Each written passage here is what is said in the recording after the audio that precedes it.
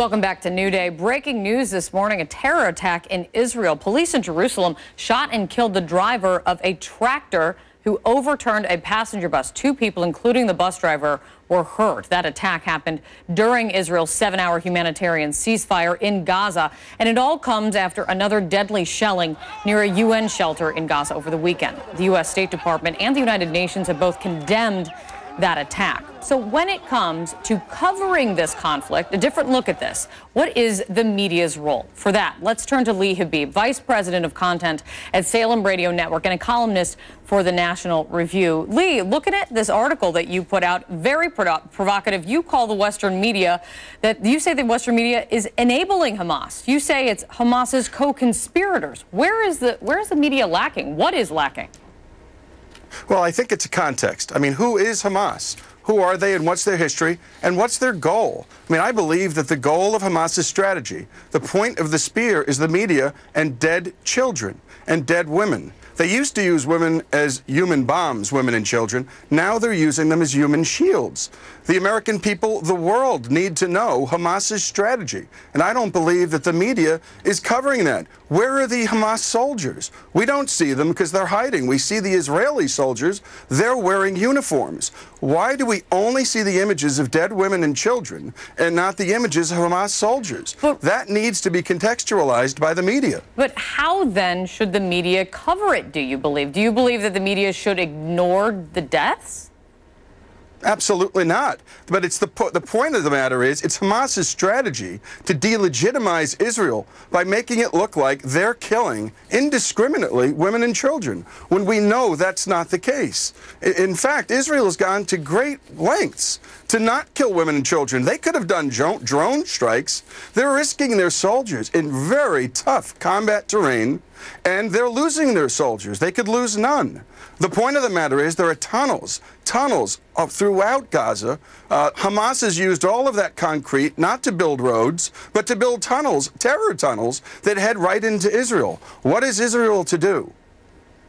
And CNN, I know CNN and my colleagues have reported extensively about the tunnels. Wolf Blitzer, our colleague, even went into one of the tunnels with Israeli soldiers to take a look at those tunnels, and also covering the Israeli side. Mark Regev, the Prime Minister's spokesman, he's been on CNN, he's been on our show almost daily. But when you have a statement coming from the State Department just overnight, Lee, from Jen Psaki, let's talk about the latest attack near a UN shelter, saying the United States is appalled and it's calling it disgraceful.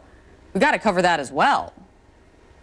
Well, you do, but that's the error of the State Department, and you do have to cover it. Look, where I think the media is complicit is in contextualizing this entire problem. There's a monster in the room, not an elephant in the room. There's a monster in the room, and it's Hamas, and it's radical jihad, it's ISIS. You know, in Mosul, for the first time in 1,600 years, there is not a Christian mass. Christians are being driven all over the Middle East, away from their homes, killed, executed, asked to renounce their faith. And I think presenting this story as a story of the Hatfields and McCoys, as a moral equivalency between Israel and Hamas, is a tragedy and a fatal error by the media. These are Nazis, Hamas. They're making life miserable for the people of Gaza. In the end, the people who are suffering the most are the people of Gaza. That seems to be very true. And Hamas, we've noted, they do not believe in the right of Israel to exist. That's something that CNN points out in its reporting. But also this idea, I actually think is very interesting and very perfect that we're talking about this today. The idea that Hamas is trying, as you point out in your article, the idea that Hamas is looking for mounting casualties because they want the sympathy of the international community, because they want to put that out there as Israel's problem. That is a question and a criticism that our Nick Robertson actually posed to Khalid Mashal, the political leader of Hamas, in an exclusive interview. And this is what Mashal said to him in response. He said that the U.S. has now adopted the Israeli narrative that it's all lies. How can it be both ways? How can the U.S. media be helping Hamas, be Hamas's co-conspirators, and also adopting the Israeli narrative? But do we care what the, quote, Hamas narrative is? This is the point. And I think Nick did a beautiful job in that interview, by the way, and I commend CNN for periodically doing that kind of work. But the fact of the matter is, as I had pointed out before, this is not a case of the Hatfield and McCoys. This is a case of Hamas using women and children as human shields, and Israel having to do what it has to do to protect its own citizens.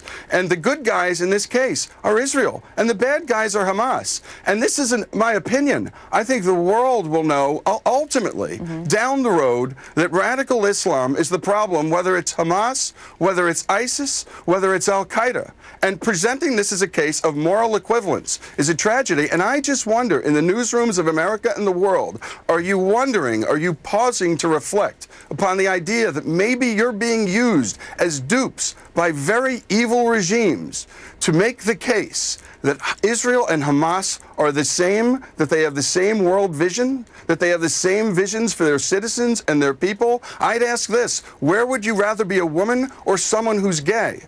Israel or anywhere else in the Middle East? Well, the conversations, I assure you, I've been part of them in our newsroom, in our editorial meetings. There are a lot of conversations in how CNN is covering it and who we should have on and how we cover it. I can promise you the conversations are happening, and I'm very proud of how CNN has done it. I know that you're not pointing the finger directly at CNN. You're talking broadly about the Western media. Here's my question, though.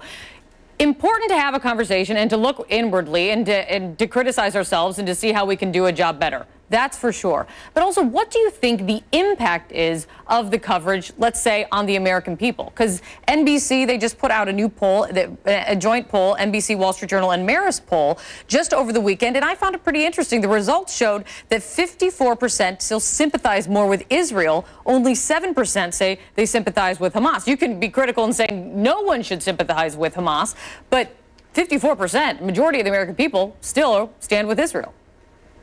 No, and I think that's good. And I think the American people, having experienced in 2001 the effects of a radical Islamic ideology, are actually able to see through the, I think, obfuscation, or at least the idea of trying to create a template for reporting fairly for both sides. I think the American experience has been that radical Islam has been a real problem for them, and I think they see through just about everything that's been occurring in the media. But I got to stick you on this one point.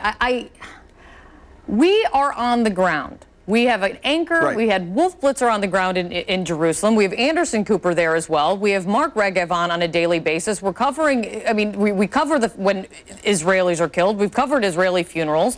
I don't think I need to be defending CNN. I also just want to make sure that you're not saying that we should not be covering or questioning when the casualties continue to mount. The United States, we do the same thing when the United States sees mounting casualties on its own part when the United States is involved in a conflict.